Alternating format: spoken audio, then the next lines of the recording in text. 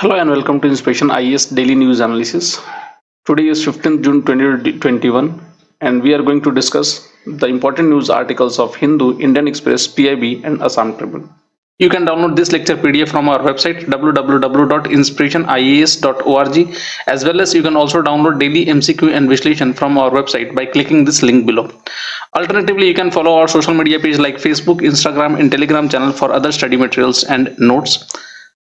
Inspiration IAS has started its online foundation batches for UPSC as well as other state PCS examinations. So if you are preparing for UPSC or other state PCS, then you can enroll in our online come offline foundation batches, where you will be getting the highly interactive classes of India's top UPSC educators. And this program has a unique features in which you have options to shift it from the online to offline format. So whenever the situations permits, you can even shift your online classes to the offline batches. For more information, you can call in this given number, or you can also register in our website.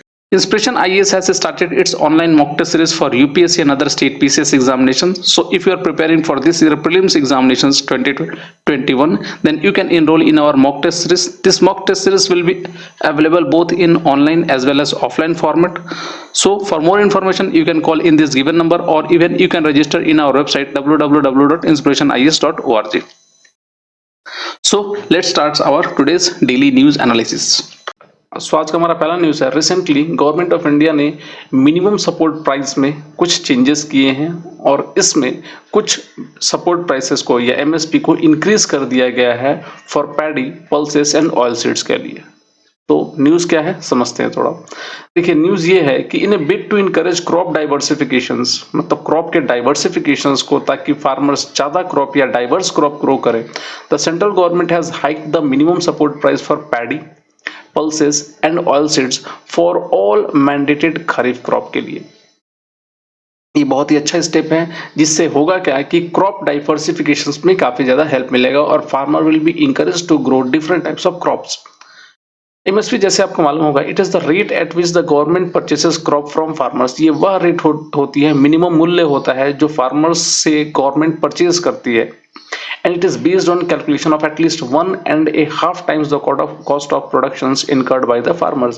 और ये लगभग 1.5 times ये होता है जो farmer का crop of productions या जो कॉस्ट लगा हुआ है उस क्रॉप को प्रोड्यूस करने में, ताकि फार्मर्स को एक अच्छी कीमत मिल सके। MSP is a minimum prices for any crop that the government considers as remunerative for farmers and hence deserving for support। Government को अगर लगता है कि फार्मर्स को इसमें कुछ अच्छा मूल्य मिलना चाहिए और ताकि फार्मर्स को प्रमोशन हो सके, so that they can grow the crops, इसके लिए गवर्नमेंट क्या करती है, ये MSP अनाउंस करती है। एमएसपी की अनाउंसमेंट अगर देखा जाए, इस बार की जो अनाउंसमेंट है उसमें गवर्नमेंट ने कुछ ऐसे स्टेप्स लिए हैं, जैसे कि द क्रॉप्स अंडर एमएसपी, उसके अंदर होता है, जैसे कि आपको मालूम होगा, the commission for agricultural cost and prices CSCP recommend MSP for 22 mandated crops. CSCP MSP recommend करती है कितने, 22 मैंडेटेड क्रॉप्स के लिए, and fair and remunerative price for sugarcane. Sugarcane के लिए FRP यूज किया जाता है, ध्यान रखिएगा, MSP किया जाता है 22 क्रॉप्स के लिए और FRP फॉर शुगर केन के लिए। CSCP एक तरह का अटैच ऑफिस है ministry of agriculture and farmer welfare के अंदर में, and the mandated crops included, उसमें 14 क्रॉप्स होते हैं और खरीफ सीजन के लिए, 6 रबी क्रॉप्स होते हैं एंड 2 कमर्शियल क्रॉप्स होते हैं। In addition to the MSP of Thoria and de-husked coconut are fixed on the basis of the MSP of rapeseed, mustard and copra respectively। तो ये कुछ इंपॉर्टेंट है, ये सबसे ज्यादा इंपॉर्टेंट ये है कि CACP जो एक अटैच ऑफिस होता है ministry of agricultural and farmers welfare के लिए, वेलफेयर में, और ये लगभग 23 क्रॉप्स अगर बोला जाए तो 22 क्रॉप्स और एक शुगर केन, उसके लिए ये MSP के तौर पर ये प्राइसेस फिक्स करते हैं। 22 के लिए तो MSP होती है, जबकि शुगर केन के लिए फेयर एंड रिम्यूनरेटिव प्राइसेस होता है, FRP जिसको हम लोग कहते हैं। ये काफी इंपॉर्टेंट न्यूज है, UPSC ऐसे ही कंसेप्ट को पूछता है। आगे बढ़ते हैं। या एमएसपी अनाउंस करते वक्त किस किस फैक्टर को ध्यान दिया जाता है, जैसे कि the CSCP considered various factors while recommending the MSP for a community including cost of cultivations के कॉस्ट को लेकर along with various other factors भी रखे जाते हैं, जैसे कि it takes into account the supply and demand situations, कैसा सप्लाई और डिमांड है उसके हिसाब से भी देखा जाता है। For the community market price का क्या ट्रेंड है वो भी देखा जाता है, both domestic and globally, and parity विज़ other crops and implications for consumers, कहीं इन्फ्लेशन तो नहीं है उसके हिसाब से भी कहीं ना कहीं इस एमएसपी को रखा जाता है। अलॉन्ग विद इन्वायरमेंट, अगर ऐसे क्रॉप जिसमें इन्वायरमेंटल डिग्रेडेशन ज़्यादा होता है उसका कहीं ना कहीं एमएसपी कम रखी जाती है ताकि फार्मर्स उसको कम प्रोड्यूस करें। Soil and water use and terms of trade between agricultural and non agricultural sectors, तो ये कुछ इंपॉर्टेंट फैक्टर्स होते हैं जो गवर्नमेंट ध्यान रखती है while announcing the MSP. Recently अगर एमएसपी को देखा जाए तो 3 kinds of production cost government क्या करती है, कंसिडर करती है, जैसे कि the CSCP projects 3 kinds of production cost for every crops both at state and all India level. जैसे कि एवरेज लेवल पे A2 होता है, A2 is it covers all paid out cost directly incurred by the farmer in cash and kinds on seeds, fertilisers, pesticides, hired labour, leased in land, fuel irrigations etcetera. A2 criteria जो होती है उस criteria के तहत जो farmers direct जो investment कर रहे हैं, चाहे वो पेस्टिसाइड के फॉर्म में हो, चाहे वो फर्टिलाइजर के फॉर्म में हो, चाहे वो सीड के फॉर्म में हो, या लीज लैंड ही क्यों ना हो, ये सारे प्राइसेस उसको कवर करती है। दूसरा आता है A2 प्लस FL, ये it includes A2 plus an imputed values of unpaid family labours. Family labours अगर उसमें लगा हुआ है, खुद के फैमिली है उसमें अगर उस फार्म में काम कर रही है तो उसके लेबर को भी कैलकुलेट किया जाता है। जैसे कि C2 it is most comprehensive cost, एक नेक्स्ट होता है C2, it is the most comprehensive cost that factors in rentals and interest foregone on own land and fixed capital assets on top of A2 plus FL। तो पहला A2, दूसरा A2 plus FL, और तीसरा जो होता है C2 होता है। तो ये थोड़ा ध्यान रखिएगा। A2 all direct prices incurred, उसके बेसिस पर होता है। A2 प्लस FL ये direct prices plus family labour को काउंट करता है। और तीसरा जो होता है C2, ये एक तरह का कॉम्प्रिहेंसिव कॉस्ट होता है, जैसे कि factors in rentals and interest foregone on own land, उसके ऊपर होता है प्लस A2 प्लस FL वाला segment. CSCP consider both A2 and FL and C2 cost while recommending MSP। CSCP ये तीनों क्राइटेरिया को कंसिडर करता है। CSCP reckons only A2 plus FL cost for returns. However, C2 costs are used by CSCP primarily as benchmark reference cost, opportunity cost, to see if the MSP recommended by them at least cover these costs in some of the major producing states। तो ये भी कहीं ना कहीं CSCP ध्यान रखता है। The Cabinet Committee on Economic Affairs (CCEA) of the Union Government takes a final decision on the level of the MSP and other recommendation made by the CACP। तो फाइनल जो डिसीजन लेता है वो CCEA लेता है, जिसे कि cabinet committee on economic affairs, जो रिकमेंडेशन को देखता है CACP जो रिकमेंडेशन दिया होगा। होप आपको ये सारा कंसेप्ट समझ में आया होगा इस MSP से रिलेटेड। चलिए अपने अगले न्यूज़ पे चलते हैं। हमारा अगला न्यूज़ है, रिसेंटली आपको मालूम होगा कि G7 समिट की मीटिंग हो रही है और अमेरिका और ब्रिटेन ने न्यू अटलांटिक चार्टर साइन किया है। इस अटलांटिक चार्टर का काफ़ी पुराना हिस्ट्री है। आपको मालूम होगा कि वर्ल्ड वॉर के टाइम में ऐसा ही एक अटलांटिक चार्टर विंस्टन चर्चिल और उस समय के अमेरिका के प्रेसिडेंट फ्रैंकलिन डी रूजवेल्ट उन्होंने साइन किया था 1941 में, before America entered into the world war. और रिसेंटली अभी इसको साइन फिर से किया गया है, new Atlantic charter means Atlantic charter 2 इन 2021 इन कॉर्नवेल। क्या है इस अटलांटिक चार्टर का इशू, थोड़ा समझते हैं। न्यूज ये है कि recently the US president and UK prime minister signed a new version of the 80-year-old Atlantic charter. अगर पुराना अटलांटिक चार्टर को देखा जाए, the Atlantic charter 1941 was a joint declaration released by US President Franklin D. Roosevelt and Prime Minister Winston Churchill on 14th August 1941 during World War II, following a meeting of two heads of government in Newfoundland.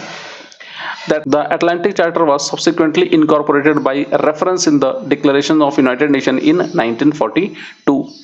ये पुराना वाला Atlantic charter है। Recently जो नया वाला Atlantic charter है उसमें क्या प्रोविजंस है? देखिए, द न्यू अटलांटिक चार्टर ये एक 604 वर्ड का डिक्लेरेशन है. It is an effort to stake out a grand visions for regional relationships in the 21st century, just as the original was a declaration of Western commitment to democracies and territorial integrity just month before the US entered World War II. तो अभी वाला जो है ये एक grand visions of global relationship है पूरे दुनिया का 21st सेंचुरी में, और जबकि पुराना वाला था सिर्फ एक वेस्टर्न कमिटमेंट था.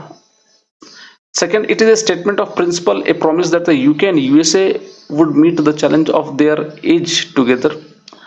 It calls for both countries to adhere to the rule based international order. सबसे इंपॉर्टेंट ये है कि ये रूल बेस्ड इंटरनेशनल ऑर्डर के लिए ये दोनों कंट्री प्रतिबद्ध हैं इस अटलांटिक चार्टर के through. Next, the new charter focuses on climate change. Climate change है इसके अंदर में या उससे होने वाले issues and the need to protect biodiversity.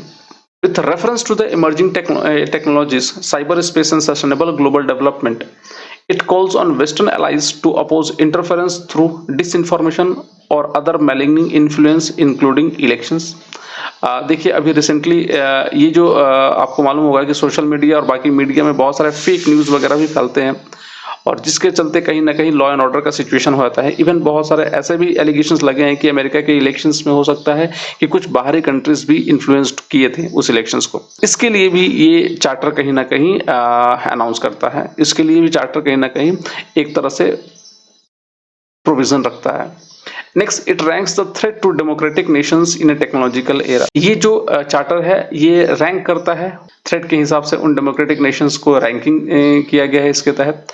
And it was that as long as there are nuclear weapons, North Atlantic treaty will remain a nuclear alliance. जब तक न्यूक्लियर वेपन्स है, नॉर्थ अटलांटिक ट्रीटी क्या होगा? एक nuclear alliance भी होगा या nuclear alliance ही रहेगा. देखिए, जैसे आपको मालूम होगा कि अभी G7 का समिट हो रहा है, और इसमें G7 समिट ने और भी बहुत सारे प्रपोजल्स बनाए हैं, जैसे कि एक B3W, bring back better world. तो ये कंसेप्ट जो है ये कहीं ना कहीं चाइना को काउंटर करने के लिए बनाया गया है, और जिसमें प्रपोज ये किया गया है कि 41 ट्रिलियन डॉलर प्रपोज किया गया है for the development of those undeveloped countries, जैसे कि साउथ अमेरिका या अफ्रीका के जो अनडेवलप्ड कंट्रीज है, उनको कहीं ना कहीं इस फंड से फंडिंग की जाएगी फॉर देयर डेवलपमेंटल प्रोजेक्ट, ताकि ऐसे कंट्रीज चाइना के ट्रैप में ना फंसे. चाइना आजकल यही कर रहा है. वो करता ये है कि छोटे छोटे कंट्रीज को ये फंड देकर उनको अपना ट्रैप में उनको कहीं ना कहीं ट्रैप कर लेता है, और उनके ऊपर में चाइना कहीं ना कहीं एक तरह से हेगेमनी वगैरह क्रिएट कर देता है, और वो चाइना के लोन या डेप्ट के तले दब जाते हैं. तो इस चीज को रोकने के लिए कहीं ना कहीं दुनिया के 7 बड़े डेमोक्रेसीज ने ये प्रपोजल्स तैयार किया है. चलिए अपने अगले न्यूज़ पे चलते हैं. हमारा अगला न्यूज़ है, रिसेंटली आपको मालूम होगा कि there is a demand from Rengma Nagas for autonomous district council. ये डिमांड बहुत दिनों से चल रहा है, और अभी इन रिसेंट टाइम में थोड़ा एग्रेसिव हुए हैं ये डिमांड को लेकर. क्या है ये रेंगमा नागा कौन है, और why they want autonomous district councils, और होल ये नागा इश्यूज क्या है, थोड़ा समझते हैं. देखिए, अगर रेंगमा नागा के बारे में समझा जाए तो the Rengma Naga basically peoples councils, और Rengma Naga have demanded an autonomous district council in Assam. ये असम के अंदर में एक ऑटोनोमस डिस्ट्रिक्ट काउंसिल चाहते हैं, पहला. दूसरा, the central and the state government recently upgraded Karbi Anglong autonomous council, जिसको KAC बोला जाता है, and North Cachar Hill autonomous council to the territorial council. इन 2 रीजन्स को, ऑटोनोमस काउंसिल को अभी टेरिटोरियल काउंसिल बना दिया गया है, जैसे कि बोडोलैंड टेरिटोरियल काउंसिल है, उसी तरह से इनको भी बनाया गया है. But the Rengma Naga demands the autonomous district council. Rengma अलग से एक उनको चाहिए autonomous district council. The status of territorial council, जैसे कि आपको मालूम होगा कि जो टेरिटोरियल काउंसिल होता है वो उसके पास ज़्यादा ऑटोनॉमी होती है कंपेयर टू अदर रीजन्स, और बहुत अच्छा फाइनेंशियल ग्रांट्स होता है. It is alleged that the creation of this tribal council deprived the Rengma Nagas, the legitimate owners of the land.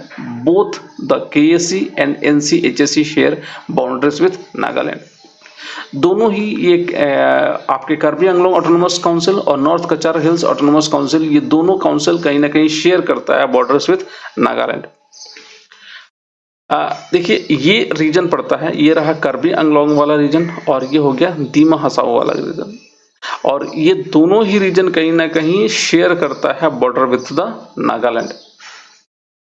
आगे इन रेगमा नागा के बारे में अगर समझा जाए तो Rengma Naga is basically Naga tribes found in Nagaland, Assam and Arunachal Pradesh. Even ये म्यांमार तक फैले हुए हैं ये पूरा रीजन। दूसरा, पास्ट रिकॉर्ड अगर देखा जाए तो first official recording of the Rengma Naga sting in Assam Karbi hills, अभी इसको मिकिर हिल बोला जाता है, was made in 1855 by Major John Butler, a British officer posted in the northeastern region. Butler recorded that the Rengmas in Karbi Anglong had migrated there from the Naga Hills in the early part of the 18th century, abandoned many of their tribal customs and married within the local communities. अब ये लगभग local communities में घुल मिल गए हैं। Festival basically वो नगाड़ा celebrate करते हैं। अगर ऑटोनोमस डिस्ट्रिक्ट काउंसिल के बारे में समझा जाए तो ये 6 शेड्यूल के अंदर में आता है, एंड जैसे कि हमारे कॉन्स्टिट्यूशन का जो 6 शेड्यूल है वो बेसिकली प्रेस्क्राइब करता है autonomous council for Assam, Meghalaya, Tripura and Mizoram. तम जैसे कि Assam, Meghalaya, Tripura and Mizoram, and basically ये article 244 clause 2 and article 275 of our constitution इस ऑटोनोमस काउंसिल को सर्टेन स्पेशल प्रोविजंस प्रोवाइड करता है। The tribals has been given freedom to exercise legislative and executive power through an autonomous regional council, जिसको हम लोग ADC बोलते हैं। Composition autonomous council का होता है, each autonomous district and regional council consist of not more than 30 members, in which 4 are nominated by the governor and the rest via elections. All of them remain in power for terms of 5 years. 5 years तक वो power में रहते हैं। Next, the Bodoland territorial council is an exemption. यहाँ पर BTC के अंदर में 46 मेंबर्स हैं। इस ऑटोनोमस काउंसिल में गवर्नर का कंट्रोल होता है। Despite various degree of autonomous, the 6 schedule areas does not fall outside the executive authority of the state concern, and the governor is empowered to organize and reorganize the autonomous district council. तो ये थोड़ा important है। Next ये कि कुछ state है, जो चारों स्टेट है उसमें कौन कौन सा ऑटोनोमस काउंसिल है फिलहाल। जैसे कि सबसे पहला मेघालय, इसमें Khasi hill autonomous district council, Jaintia hills and Garo hills आता है। मिजोरम के अंदर में Chakma autonomous district council, Lai autonomous district council and Mara autonomous district council. Tripura के अंदर में सिर्फ एक है, that is Tripura tribal areas autonomous council, जबकि असम के अंदर में 3 है, एक तो Dima Hasao, Karbi Anglong and Bodoland territorial council. देखिए रेंगमा पीपल काउंसिल का क्या आर्गुमेंट है, वो ये कह रहे हैं कि Rengma were the first tribal peoples in Assam. वो असम के जो फर्स्ट ट्राइबल पीपल्स है वो रेंगमा है, जिन्होंने ब्रिटिश को इनकाउंटर किया था 1839 में। दूसरा, but the existing Rengma hills was eliminated from the political map of the state and replaced with that of the Mikir hills, now Karbi Anglong in 1951। Rengma gave shelter to the Ahom, वो कहते हैं कि अहोम को उन्होंने शेल्टर दिया था, refugee during the Burmese invasions of Assam in 1816 and 1819, and the Ahom are an ethnic group from the Indian state of Assam and Arunachal Pradesh. Rengma Hills and Mikir Hills were 2 separate entities until 1951, and Rengma Hills were partitioned in 1963 between Assam and Nagaland, जब 1963 में नागालैंड बनाया गया था। Karbis has no history in the Rengma Hills, and at the time of creation of Nagaland state, the Karbis were known as Mikir till 1976. They were the indigenous tribal people of Mikir Hills, जो आपको मिकिर के बारे में जो कहा जा रहा है। And the Karbi Anglong Autonomous Council population is around 12 lakhs, and the Karbi constitute only 3 lakhs, and the remaining are non-Karbis, including the Rengma Nagas, whose population is around 22,000. तो अभी तक का जो देखा ये गया है कि सर्वे के अकॉर्डिंग रेंगमा नागास की पॉपुलेशन ऑलमोस्ट अराउंड 22,000 है, and they were being demanding the autonomous council. Next, आपको मालूम होगा कि NSCIM स्टैंड कहीं ना कहीं ये एक रेबल ग्रुप है नागालैंड के, और they want for great Nagalim. ये कंसेप्ट क्या है, इनके बारे में थोड़ा समझ लेते हैं। अगर NSCIM का अगर बोला जाए तो it is basically national socialist council of Nagaland, और NSCIN इसक Muivah has said that Rengma issue was one of the important agenda of the Indo-Naga political talk. ये जो एक तरह का रेबल या कह सकते हैं टेररिस्ट ग्रुप है, जिन्होंने जो कहते ये हैं कि रेंगमा नागा का जो इश्यूज है वो नागा अकॉर्ड या नागा पीस टॉक में सबसे इंपॉर्टेंट इश्यूज है। And no authority should go far to override their interest. कोई भी अथॉरिटी उनके इंटरेस्ट को ओवरराइड नहीं कर सकता। देखा जाए अगर NSCNIM जो है ये एक तरह का रेबल ग्रुप है और वो एक फॉर्मल मिलिट्री टाइप की एक ऑर्गेनाइजेशन बना के रखते हैं। NSCIM है साइन है नागा पीस अकॉर्ड, इन्होंने एक नागा पीस अकॉर्ड भी साइन किया था अगस्त 2015 में, बट अभी भी इसको फाइनलाइज करना बाकी है। And one of the most continuous demand of the Nagaland NSCIM was the creation of unified Naga homeland called greater Nagalim. ये ग्रेटर नागालिम का डिमांड कर रहे हैं। तो ये ग्रेटर नागालिम आखिर है क्या? देखिए, ग्रेटर नागालिम वह रीजन है where the Naga people used to reside in this part, and this include basically the Myanmar also along with India के स्टेट्स ऑफ जैसे कि अरुणाचल प्रदेश, आसाम, मणिपुर एंड नागालैंड, होल नागालैंड वो भी आता है। तो ये पूरे रीजन को मिला के ये बेसिकली कह रहे हैं कि हमें ये ग्रेटर नागालिम चाहिए। ये they are fighting for this one. Hope आपको ये सारा कंसेप्ट समझ में आया होगा। So this is about the whole this Rengma issues and NSCIM stand और great Nagalim. Recently, Economic Intelligence Unit of has given their Global Liveability Index, और इसमें न्यूजीलैंड का जो ऑकलैंड शहर है वो टॉप किया है। क्या है समझते हैं थोड़ा सा। Auckland has top the economist intelligence units global liveability index of 140 cities around the world. तो ग्लोबल लिवेबिलिटी इंडेक्स एक तरह का 140 सिटीज का एक कंपटीशन होता है जिसमें कौन सा शहर सबसे अच्छा है रहने के लिए उसको चूज किया जाता है। और इस बार ऑकलैंड ने ये बाजी मारी है और वो ऑकलैंड जो है न्यूजीलैंड के शहर है। अगर समझा जाए तो the index takes into account more than 30 qualitative and quantitative factors spanning 5 broad categories. ये 5 ब्रॉड कैटेगरीज को इंक्लूड करता है जो बोथ क्वालिटेटिव और क्वांटिटेटिव फैक्टर्स हैं। जैसे कि सबसे पहला है stability, that is 25%, health care वहां पर कैसा है 20%, कल्चर एंड इन्वायरमेंट 25%, एजुकेशन 10% को रखा जाता है एंड इंफ्रास्ट्रक्चर 20%। तो ये कुछ 5 ब्रॉड क्राइटेरियाज है।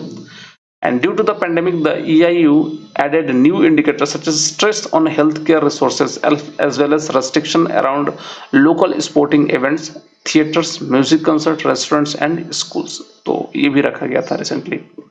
Each factor in a city is rated as acceptable, tolerable, uncomfortable, undesirable and intolerable. तो ये कुछ फैक्टर इसके अंदर में ऐड किए गए हैं। नेक्स्ट, टॉप 3 लिवेबिलिटी सिटीज अगर देखे जाए तो सबसे पहला है ऑकलैंड जिसको न्यूजीलैंड के अंदर आता है, दूसरा Osaka Japan and Adelaide Australia. तो ये 3 शहर है और दुनिया के 3 ऐसे शहर जो एकदम रहने लायक नहीं है, जो बॉटम लेवल में होते हैं, जैसे कि डमास्कस सीरिया, वहां पर अभी सिविल वॉर चल रहा है, नाइजीरिया का Lagos and Port Moresby Papua New Guinea का। तो ये कुछ फैक्टर्स है, ये कुछ शहर है जो रिसेंट न्यूज में है। सो this is about the global liveability index. ध्यान रखिएगा इसको इकोनॉमिस्ट इंटेलिजेंस यूनिट रिलीज करता है।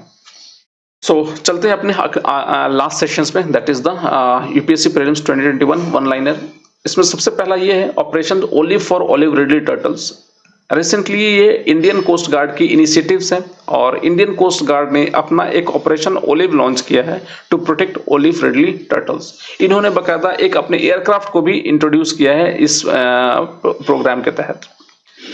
दूसरा जो है heritage trees. Recently Maharashtra cabinet ने एक पास किया हेरिटेज ट्री प्रोटेक्शंस। इसमें 50 साल से ऊपर के जितने भी ट्रीज हैं उनको हेरिटेज ट्रीज का दर्जा दिया जाएगा और उनकी प्रोटेक्शन की जाएगी।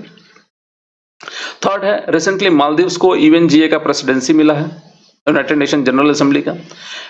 Recently, the Maldives Foreign Minister Abdullah Shahid was elected the President of 76th session of the United Nations General Assembly for 2021-22. Third, El Salvador adopt bitcoin as legal tender. Bitcoin को El Salvador ने अपना legal tender money घोषित कर दिया है। Legal tender money वह होता है जिसके पीछे एक लीगल बैकिंग होती है।